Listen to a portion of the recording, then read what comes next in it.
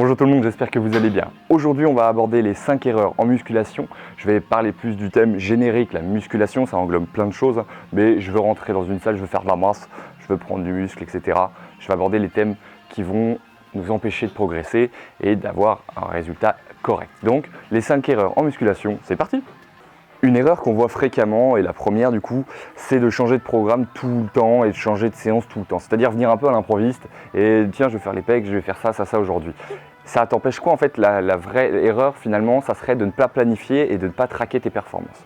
Pourquoi? Parce que si tu mets toujours un exercice en premier, tu peux à la limite le traquer et faire un truc. Par contre, si tu le mets des fois en troisième, en deuxième, tu auras déjà fatigué le muscle et malheureusement, tu vas perdre un peu en puissance. Et pour traquer tes perfs, tu ne pourras pas. Donc, ce qu'il faut faire au maximum, c'est limiter le changement de programme fréquent et c'est de le garder longtemps. Généralement, d'un programme, c'est au moins 12 semaines minimum.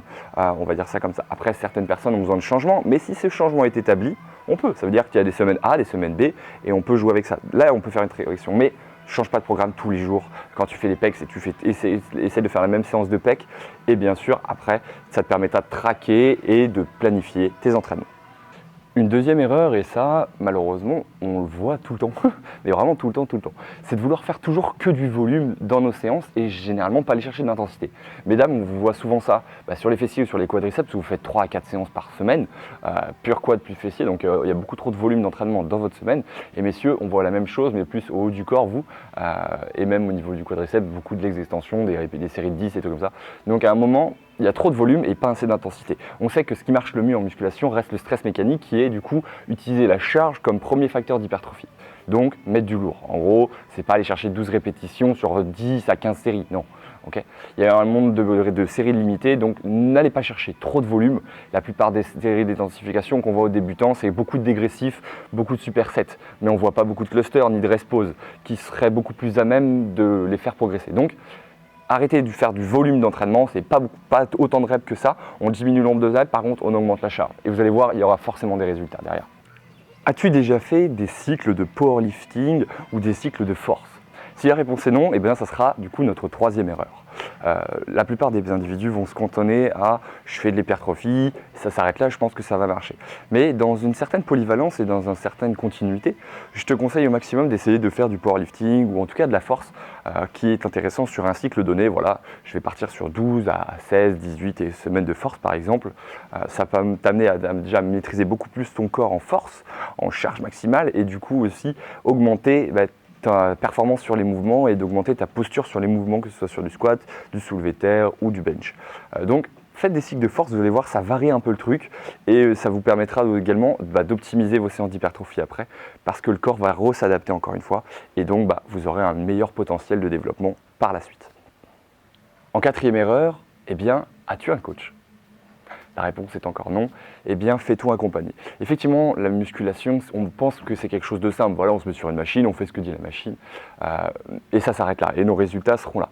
Effectivement, tu peux avoir des résultats tout seul, hein, je n'ai pas dit le contraire.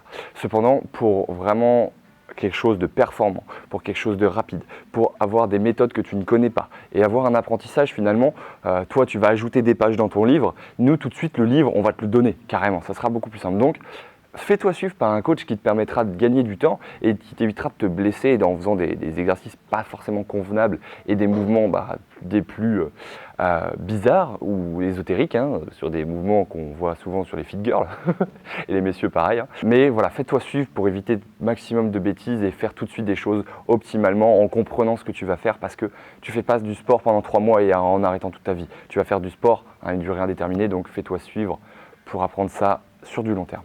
La cinquième erreur, et là elle se prédestine aux hommes, hein, je suis désolé gars, mais c'est que vous ne faites pas suffisamment de séances de jambes, à l'inverse des dames qui en font peut-être un peu trop d'ailleurs. Mais messieurs, faites des séances de jambes. Et l'excuse pour « oui mais je fais pas de jambes parce que je fais du foot », non, non, bon, ça marche pas. Les séances de jambes t'apprendront vraiment à gérer ton corps, à savoir comment y positionner tes articulations, que ce soit sur la maîtrise d'un squat ou de la presse. En plus de ça, un meilleur recrutement des quadriceps et des fessiers et une amélioration de la performance dans tous tes autres sports. Donc, pratiquer des séances de jambes avec des exercices compliqués comme du squat, comme de la presse. Je te dis pas de faire des legs extension et des legs curls. Certes, c'est bien, mais ça suffira pas. Donc, apprenez, utilisez les séances de jambes pour maîtriser votre corps vraiment et augmenter vos performances. Faites-le à même hauteur que vous faites les pecs, les bras et le dos. Hein. Vous n'allez pas me faire une séance de jambes toutes les 2 semaines et c'est ce qu'on voit généralement. Et attention à votre potentiel et à vos différents écarts de force. C'est-à-dire que si tu fais 130 kg développé couché mais que tu n'es même pas capable de faire un vrai squat à 80 kg, il y a un petit problème. Normalement le squat c'est un truc qu'on peut être performant. Tout dépend encore une fois de ta morphologie. Voilà, donc on fait les legs day à même hauteur que les pecs, le dos et les bras. Ok les gars? Allez, à trop vite.